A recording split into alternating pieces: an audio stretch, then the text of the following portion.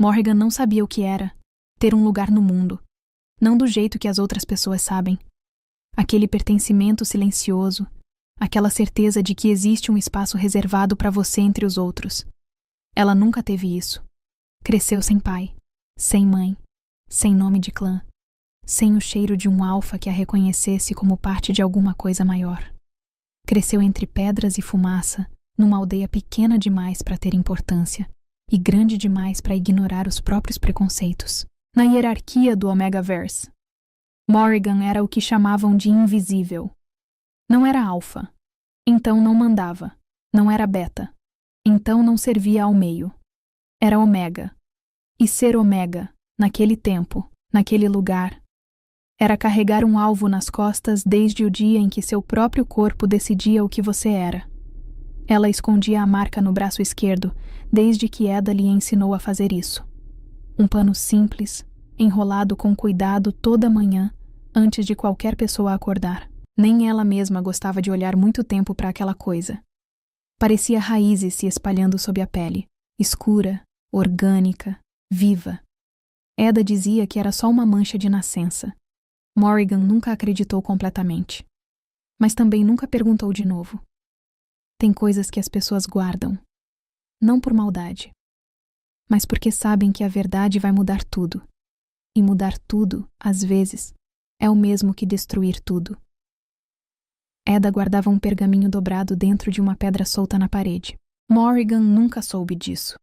Ninguém soube.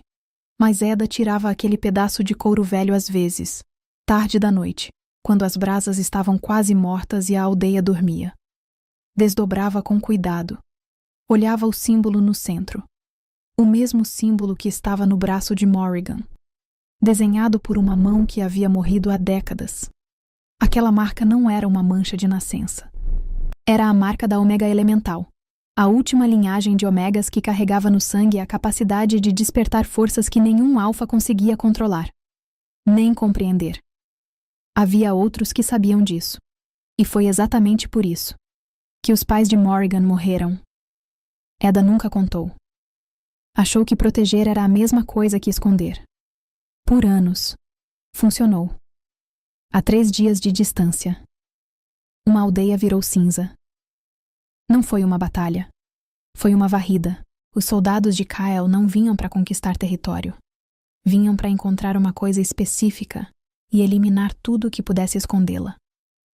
Kyle era alfa de um clã que havia acumulado poder de um jeito que poucos conseguiam, não pela força bruta que qualquer idiota com músculo suficiente podia exercer, mas pelo controle. O que ele queria agora era a Omega Elemental. Não por obsessão. Não por desejo. Por estratégia. Pura e simples. Uma Omega Elemental vinculada a um alfa transferia algo do seu poder latente. O suficiente para tornar aquele alfa praticamente imbatível pelos outros clãs. Um dos generais entrou com um pedaço de tecido rasgado. No centro, marcado em sangue seco. O símbolo. Kael pegou. Examinou. Não disse nada por um tempo. Depois, apontou no mapa. A aldeia no vale. Simples assim. 3 noites antes do ataque, 2 batedores de Kyle chegaram à aldeia. Chegaram tarde. Cavalos lentos. Tochas baixas. O tipo de presença que tenta não ser presença. Desceram na entrada. Foram a pé em direção à cabana de Eda. Não chegaram lá. A aldeia acordou normal no dia seguinte. As tochas estavam no chão, apagadas.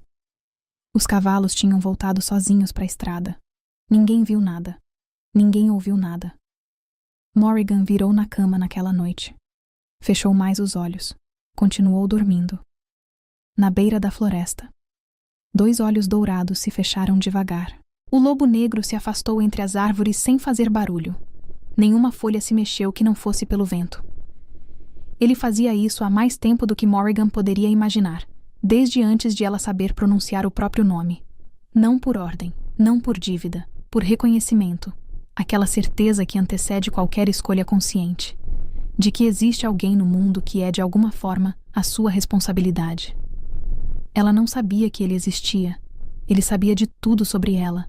O exército de Kael apareceu no horizonte perto do meio-dia. Morrigan estava do lado de fora quando viu. O cesto caiu. As ervas espalharam no chão. Ela ficou parada por alguns segundos que pareceram durar mais do que deveriam. Aquele tipo de paralisia que não é covardia. É o cérebro tentando processar algo que não deveria estar acontecendo. Eda saiu pela porta. Viu o exército. Fechou os olhos por um segundo. Depois agarrou o braço de Morrigan e a puxou para dentro. Dentro da cabana, foi direto para a pedra solta na parede. Tirou o pergaminho com mãos que tremiam. As primeiras vezes que Morrigan via aquelas mãos tremerem em anos. Colocou o pergaminho nas mãos dela.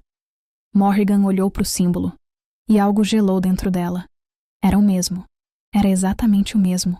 Ela ia perguntar. Ia exigir uma explicação. A porta explodiu para dentro antes disso. O que aconteceu nos minutos seguintes? Morrigan processaria aos pedaços por dias. Fogo. Gritos. Fumaça tão densa que queimava os olhos só de respirar. Ela correu.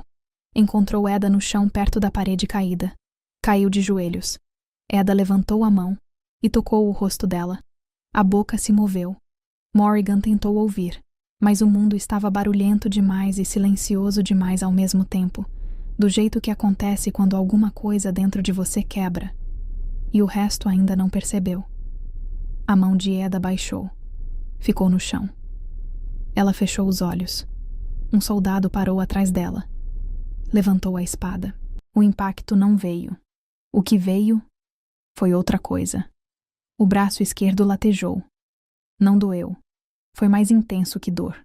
Mais específico. Como se alguma coisa dentro do tecido, dentro do osso, dentro do sangue, tivesse esperado por esse momento exato.